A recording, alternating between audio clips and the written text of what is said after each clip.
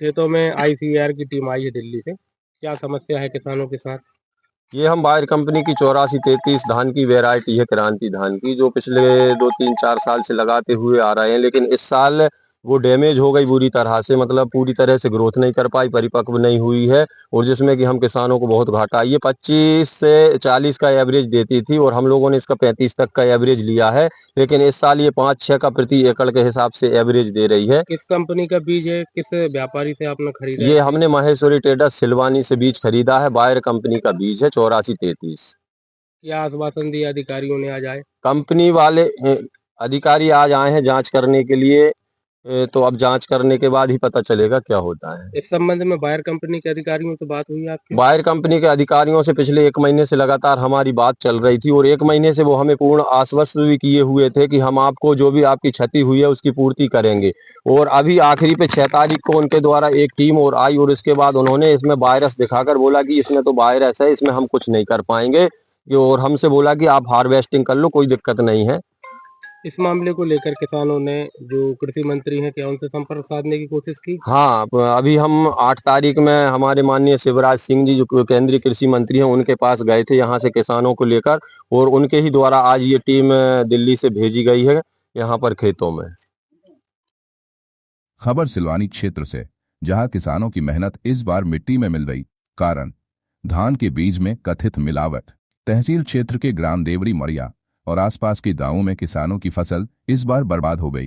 किसानों का आरोप है कि वायर कंपनी की हाइब्रिड धान किस्म 8433 क्रांति का बीज खराब निकला, जिससे फसल लगभग 75% तक प्रभावित हुई और उन्हें भारी नुकसान उठाना पड़ा। आरोप है कि बीज में मिलावट के कारण पौधों की वृद्धि रुक गई और फसल में वाजपन रोग जैसी स्थिति बन गई, जिससे करीब 150 एकड़ रकबे की फसल पूरी तरह नष्ट हो गई। शिकायत के बाद कंपनी के अधिकारियों ने निरीक्षण कर मुआवजा देने का आश्वासन दिया था, लेकिन बाद में इनकार कर दिया। किसानों ने नाराज होकर केंद्रीय कृषि मंत्री शिवराज सिंह चौहान को पत्र भेजकर जांच और मुआवजे की मांग की। कृषि मंत्री के निर्देश पर दिल्ली से आई जांच टीम सोमवार को देवरी मढ़िया पहुंची और खेतों का निरीक्षण किया। किसान अरविंद रघुवंशी सहित अन्य किसानों ने बताया कि उन्होंने वायर कंपनी का 8433 बीज लगाया था, जो पूरी तरह बेकार निकला। किसानों का कहना है कि अगर यह बीज नकली साबित हुआ तो पूरे क्षेत्र को लाखों रुपए का नुकसान हो सकता है। रमाकांत रघुवंशी जी मेरा नाम। ये सर इस समय बहुत बेकार कंडीशन है मेरी। ऐसा लग रहा है कि मेरे को फांसी लगाना पड़ेगी।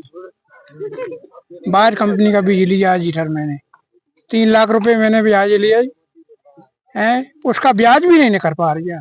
अब मैं क्या करूं, किसानी कैसे उठाऊं? गेहूं बोना है मेरे को, कितनी लागत लगती है किसानी में, लगती नहीं लगती है। अब आप ही बताओ मैं क्या करूं? क्या फांसी लगा के मर जाऊं, क्या करूं?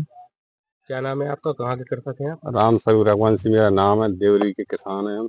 क्या समस्या है बायर के 8433 बीज को लेकर आप? बायर के 8433 बीज में इस साल ग्रोथ नहीं की बीज ने, तो वालियां नहीं आई इसमें। इस वजह से उसमें उपज में बहुत घाटा लगा है। आप लोगों ने शिकायत की थी?